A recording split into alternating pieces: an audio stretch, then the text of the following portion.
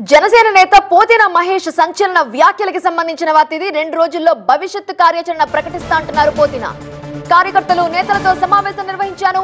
సీట్ల విషయంలో టీడీపీలో మార్పులు జరుగుతున్నాయని, జనసేనలో ఎక్కడా మార్పులు కనిపించడం లేదన్నారు. వెస్ట్ సీటుకు కూటమి నుండి బలమైన అభ్యర్థి వచ్చారు. నాకిక సీటు రాదని తేలిపోయిందన్నారు పోతిన మహేష్. ఈ నేపథ్యంలోనే భవిష్యత్తు కార్యాచరణ ప్రకటిస్తానంటున్నారు. మరింత సమాచారం మా కరెస్పాండెంట్ క్రాంతి విజయవాడ నుండి అందిస్తారు.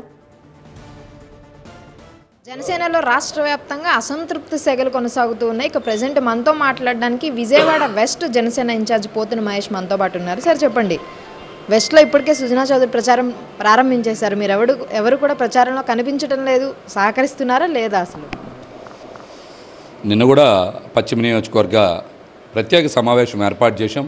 ఇందులో కూడా నాయకులు, కార్యకర్తలు, వీర మహిళలు అందరూ కూడా రాజధాని ప్రాంతంలో జనసేన పార్టీ జెండా ఉండాలి, గాజు గ్లాస్ గుర్తుండాలి, పశ్చిమ నియోజకవర్గంలో మనం బలంగా పనిచేసాం, సీట్ వస్తుందని ఆశించాం, రానప్పుడు ఏ విధంగా ముందుకెళ్లాలనేటువంటి అంశాల మీద చర్చ చేశాం.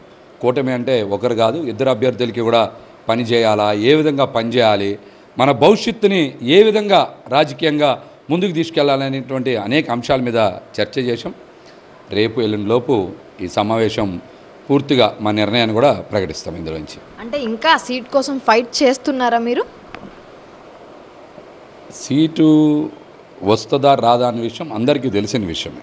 ఇందులో పెద్దగా ఆలోచించాలి, ఇంకా పట్టుబట్టాలి ఇలాంటి మాటలు మాట్లాడితే అది అవివేకం కూడా అవుతుంది. కూటమిలో ఒక బలమైన వ్యక్తి అనుకుంటా ఉన్నారు. సునీతా చౌదరి గారు లాంటి వ్యక్తి వచ్చిన తర్వాత మార్పులు చేస్తారా లేదా అనేది కాదు. తెలుగుదేశం పార్టీలు అయితే మార్పులు చేర్పులు జరుగుతున్నాయి, కానీ జనసేన పార్టీలు ఎక్కడ జరగట్లేదు. కాబట్టి సీటు దాదాపుగా రాదనేటువంటి అంశం మీదనే నేను ఫిక్స్ అయి ఉన్నా. సో మీ కార్యాచరణ అంటే 2-3 రోజుల కార్యాచరణ ఏంటి అని చెప్తున్నారు. ఏంటి మరి ఆ కార్యాచరణ అంటే? మనం ఖచ్చితంగా కార్యకర్తలు, నాయకులు అందరి అభిప్రాయాలని కూడా సేకరించాం. వారే స్వచ్ఛందంగా మాట్లాడారు. వారు ఏం మాట్లాడారు అనేది కూడా మేమందరం కూడా నిన్న మా పేజ్లో పోస్ట్ చేశాం. ఎక్కడ కూడా నా వ్యక్తిగత అభిప్రాయం లేదు.